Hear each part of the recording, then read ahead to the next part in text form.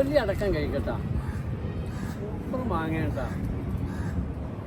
അപ്പൊ അമ്മേ, നിങ്ങളെ മോനിക്ക് നല്ലൊരു മനസ്സാണ്, അത് കൊടുക്കൂല. ഞാന് എത്ര കാശ് തന്നാലും പറഞ്ഞു. ആ കഴിച്ചോട്ടെ. ഹായ്, എല്ലാ പ്രിയ സുഹൃത്തുക്കൾക്കും നമസ്കാരമുണ്ട്. ഞാനൊരു ചക്കരക്കുട്ടി മാവിൻ്റെ ചുവട്ടിലാണ് കേട്ടോ. ചക്കരക്കുട്ടി മാവെന്ന് പറഞ്ഞാലേ നാവിൽ വെള്ളം കയറും. നാട്ടുമാവിലെ ഒരു ക്യാമൻ തന്നെയാണ് ഇവൻ കേട്ടോ. മാങ്ങകളൊക്കെ ഇടയിൽ പഴുത്ത് നിൽക്കുന്നുണ്ട്, നിറയെ കായ്ച്ചിട്ടുണ്ട് കേട്ടോ. ഇത് നമുക്ക് നോക്കുമ്പോൾ നന്നായിട്ട് മാങ്ങ പിടിച്ചിട്ടുണ്ട്, കണ്ടില്ലേ? എല്ലാ കമ്പുകളിലും പിടിച്ചിട്ടുണ്ട്. ഇതാണ് ചക്കരക്കുട്ടിയുടെ പ്രത്യേകത, നിറഞ്ഞ് കൊലകുത്തി കായ്ക്കുക. നമ്മളെങ്ങനെ അത്ഭുതപ്പെടുത്തുന്ന രീതിയിലാണ് അതിൻ്റെ കായപിടുത്തം. വലിയ മാവാണ്, കാരണം ഏകദേശം ഒരു 10-20 വർഷം പഴക്കം കാണും. പഴത്തതിന് ശേഷം കഴിക്കാമല്ലോ. ചനച്ചത് മൂത്തുണ്ടോ നോക്ക്.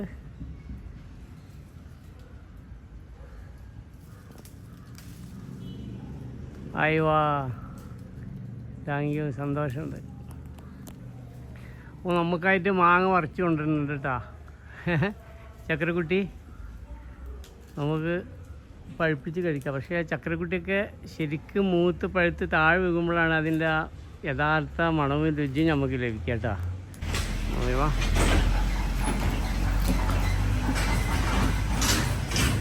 നമുക്ക് വേണ്ടിയിട്ട് മാങ്ങ പറിച്ചു കൊടുക്കുന്നതല്ല ചക്കരക്കുട്ടി. അതാണ് ചക്കരക്കുട്ടി. ഇനി നമുക്ക് പഴുപ്പിച്ചിട്ട് കഴിക്കാം. ഇതാ കണ്ടില്ലേ, എനിക്ക് വേണ്ടി ചക്കരക്കുട്ടി പറിച്ചു തന്നാണ്. ഒട്ടനവധി മാങ്ങകൾ ഈ മാവിലുണ്ട്. ചക്കരക്കുട്ടി എന്ന് പറഞ്ഞാൽ നമുക്ക് നാട്ടുമാവിൽ പെട്ടതാണ്. അതിന് തൊട്ടടുത്ത് തന്നെ മറ്റൊരു നാട്ടുമാവുണ്ട്. അപ്പോൾ ഇതെല്ലാം നല്ല രസമുള്ള നമ്മുടെ മറക്കാൻ ഓർമ്മയിൽ ഒക്കെ മറക്കാത്ത മാങ്ങകളാണ്. ഇവിടെ ഈ പള്ളിയിലും മദ്രസിലും വരുന്ന കുട്ടികളാണ് ഈ മാങ്ങകളൊക്കെ പെറുക്കി തിന്നാൽ ഇതിൽ വഴിയിൽ പോകുന്ന ആളുകളൊക്കെ ഇത് കഴിക്കാറുണ്ട്. അപ്പോൾ ചക്കരക്കുട്ടീൻ്റെ തൊട്ടടുത്ത് തന്നെ ആയിട്ട് വേറൊരു നാട്ടുമാവുണ്ട് കേട്ടോ. ഉണ്ടോ? ഇത് വേറൊരു മാവാണ്. വളരെ ഉയരത്തിലാണ് ഇതിൽ മാങ്ങ പിടിച്ചിട്ടുള്ളത് കേട്ടോ. ഞങ്ങളൊന്ന് കാണിക്കാം. കണ്ട, ഇതിലും നിറയെ മാങ്ങയാണ്. ഇതും നല്ല രുചിയും ടേസ്റ്റുള്ള മാങ്ങയാണ് കേട്ടോ. എനിക്ക് വേണ്ടിയിട്ടാണെന്ന് തോന്നുന്നു ഈ മാങ്ങ താഴെ കണ്ടിട്ടുള്ളത്. ഇത് ചക്കരക്കുട്ടിയുടെ മാങ്ങ അല്ല കേട്ടോ. ഇതിൻ്റെ തൊട്ടടുത്തുള്ള മാവിൻ്റെ മാങ്ങയാണ്.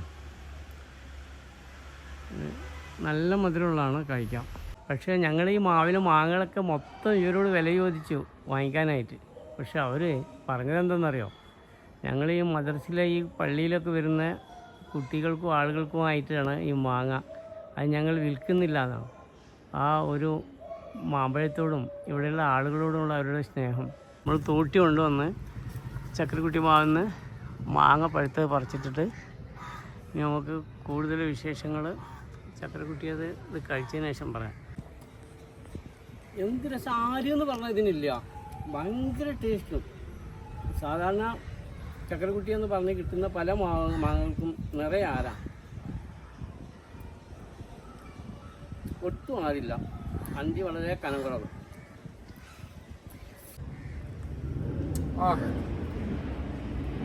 അപാരം.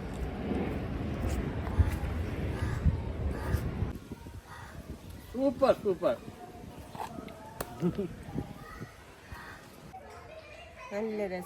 നല്ല രസമുള്ള മാങ്ങയല്ലേ?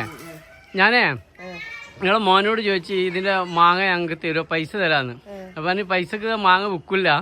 ഇത് ഇവിടെയുള്ള ഈ മദ്രസയിലുള്ള കുട്ടികൾക്കുള്ള ഇവിടെയുള്ള ആളുകളും നാട്ടുകാരും മദ്രസയിലെ കുട്ടികളൊക്കെ തിന്നാളാണ്. കാശ് തരില്ല. നിങ്ങളൊരു 5000-10,000 തന്നിട്ട് കാര്യമില്ല, ഞാൻ തരില്ല എന്ന് പറഞ്ഞു എന്നോട്. കിട്ടിക്ക കാര്യമില്ലല്ലേ? അതായത് നിങ്ങളൊക്കെ നല്ല മനസ്സ്, അവിടെ വന്ന് തിന്നാനും കുട്ടികൾക്കൊക്കെ കഴിക്കാനും എല്ലാവർക്കും നല്ല രസമുള്ള മാങ്ങയാണ്. മദ്രസ കുട്ടികളൊക്കെ ഉണ്ടാവും അല്ലേ? നല്ല രസമുള്ള മാങ്ങ അല്ലേ? ഇതും നല്ല രസമുള്ള മാങ്ങയാണ്. അസ്സലാമു അലൈക്കും. ഞാനേ ഇതിലെ മാങ്ങ കണ്ടപ്പോൾ വന്നാണേ. അപ്പം ഞാൻ ഇവരോട് ചോദിച്ചു മാങ്ങ മൊത്തം തരുമെന്ന് വെച്ച്. അപ്പോൾ പറഞ്ഞു ഇത് മാങ്ങ തരില്ല, ഇത് പള്ളിയിലും മദ്രസയിലും ഇവിടെയുള്ള കുട്ടികൾക്കുള്ളതാണെന്ന്. എത്ര കാശ് തന്നാലും തരില്ല എന്ന് പറഞ്ഞു. ചോദിക്കാണ്. വളരെ സന്തോഷമാണ്, നല്ലൊരു മനസ്സാണല്ലേ ഇവിടെ അല്ലേ.